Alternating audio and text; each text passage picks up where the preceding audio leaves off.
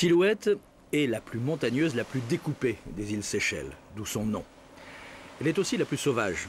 Ici, pas de route et pas la place non plus pour une piste d'atterrissage.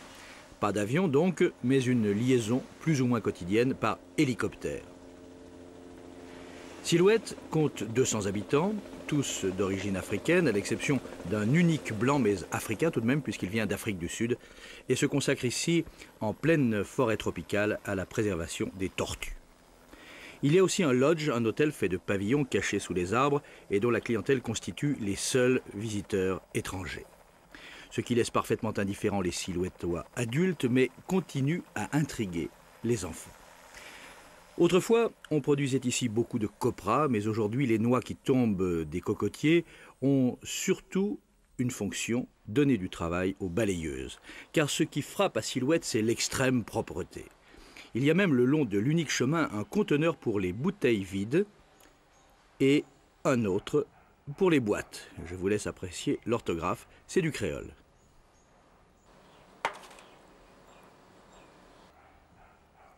Mais pas question de flâner, ce mardi est un jour pas comme les autres. Dans la nuit, le bateau qui dessert l'île toutes les 3 ou 4 semaines a jeté l'ancre à quelques encablures et au petit matin, les passagers ont été autorisés à débarquer. De Victoria à Silhouette, le trajet dure moins d'une journée et coûte évidemment beaucoup moins cher qu'un passage en hélicoptère. Le gouvernement séchellois s'efforce de maintenir des activités humaines sur chacune des îles. Il a tenté d'installer ici un élevage de poulets qui a rapidement périclité. Les emplois sont donc pour la plupart des emplois de fonctionnaires qui se satisfont d'une paie plutôt modeste en se disant qu'après tout, hormis un déchargement 2 ou 3 fois par mois, il n'y a pas grand-chose à faire.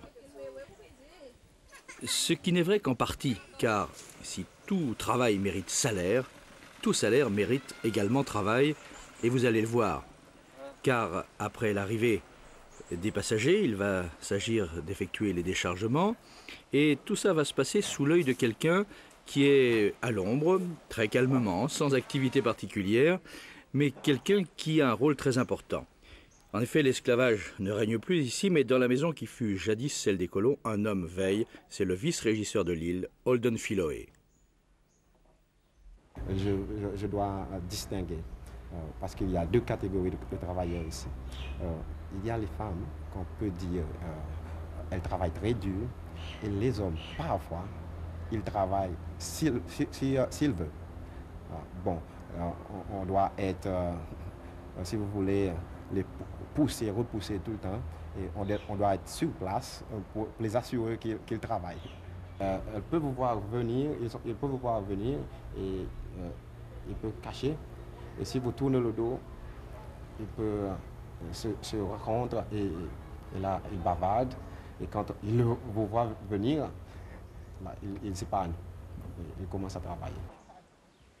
Au fait, permettez-moi de vous présenter un couple de travailleurs hors pair, Monsieur Gilbert et Madame Martine. Ils sont parmi les derniers à se consacrer à une activité qui, outre la récolte de la noix de coco, a fait les beaux jours de Silhouette, la coupe et l'écorçage de la cannelle. Et oui, la cannelle qui sublime nos grogs et autres vins chauds est en fait une écorce qu'il faut aller chercher en forêt, puis prélever avec les moyens du bord et faire sécher au soleil. Mais aujourd'hui, le tourisme ayant fait grimper les salaires, la cannelle seychelloise n'est plus guère concurrentielle, et si l'État continue d'employer M. Gilbert et Mme Martine, c'est davantage pour les occuper que pour faire du commerce. Étonnez-vous, dans ces conditions, que les habitants de Silhouette déploient davantage d'énergie pour le jeu que pour le travail.